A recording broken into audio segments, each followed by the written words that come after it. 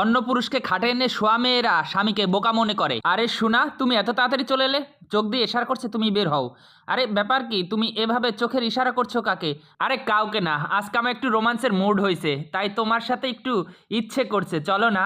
হ্যাঁ চলো। আর কি ব্যাপার এত ঘন ঘন আর এত তাড়া কিসের যাওয়ার? তুমি তো ধরা খেয়ে গেছো। তুমি এত বোকা মনে করো আমাকে?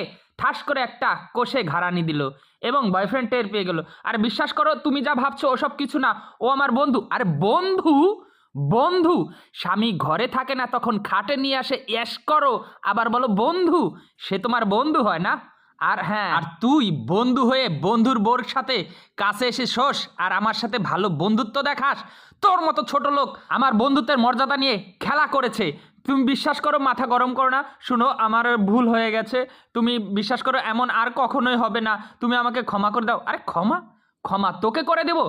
আরে ধনুক থেকে যদি তীর ছুটে যায়, সে তীর যেমন ফেরত আসে না, তোর মতন চরিত্রহীনা নারী যে অন্য পুরুষের সাথে একবার শুইছে, সেই নারীর চরিত্র কোনোদিন ভালো হবে না।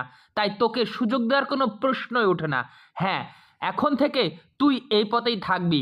আর হ্যাঁ, আমাকে যদি ভালো না লাগে তুই আগেই বলে দিতি, তাহলে আমার মান সম্মান, আমার জীবন যৌবন নিয়ে কেন এত খেললি? আমার মান সম্মানের কি করলি? আর আমি যে তোকে ভালোবাসলাম, এই প্রতিদান এই দিলি?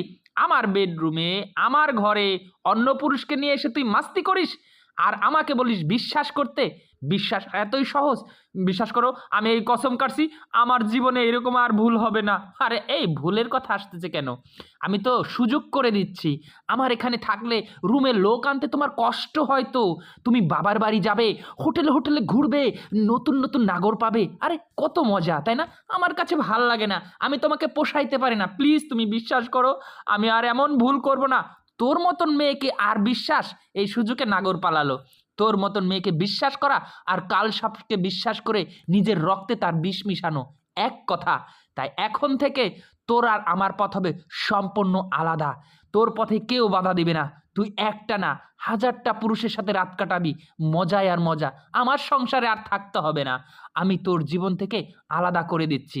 আর হ্যাঁ, চিন্তা করো না, ডিভোর্স পেপারও পেয়ে যাবে খুব তাড়াতাড়ি। আর সাথে যদি তোমার কোনো চাওয়া পাওয়া থাকে সেটাও পেয়ে যাবে।